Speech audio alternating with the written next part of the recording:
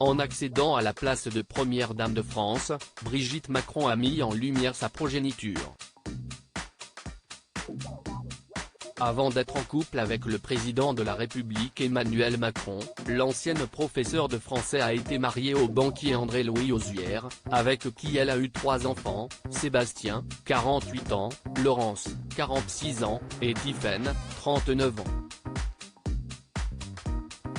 Cette dernière, passionnée par la politique, est une avocate qui ne craint pas les projecteurs des médias. L'aînée, diplômée en 1999 de l'école d'ingénieurs spécialisée dans les statistiques, la prestigieuse ENSAE, a toujours misé sur la discrétion. Qu'en est-il de la cadette de la fratrie ? Cardiologue, elle a toujours préféré rester à l'ombre, mais le magazine Gala a réussi à obtenir non seulement ses confidences, mais également celles de son compagnon Mathieu Gasset, Grafenstadin étant son nom d'artiste. Dans une interview exclusive sur le site de Gala, Laurence Ozière s'est exprimée comme rarement.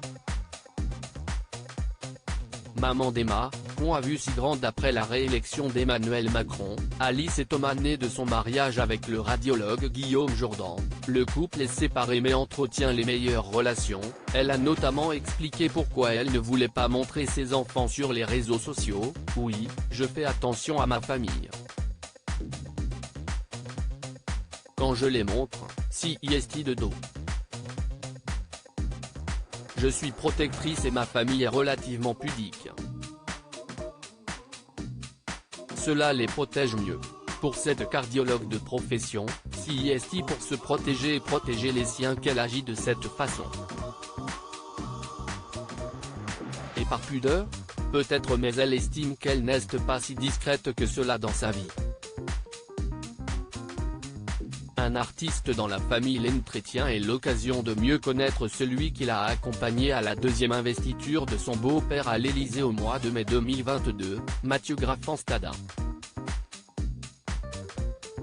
Un couple qui se connaît depuis qu'ils ont 16 ans, la rencontre a eu lieu lors de vacances au ski. Mathieu n'était pas encore un artiste. Il était surtout bon skieur, rire. Son compagnon ajoutera ensuite que chacun a suivi ensuite sa vie, elle en Alsace et lui à Strasbourg, puis ils se sont retrouvés.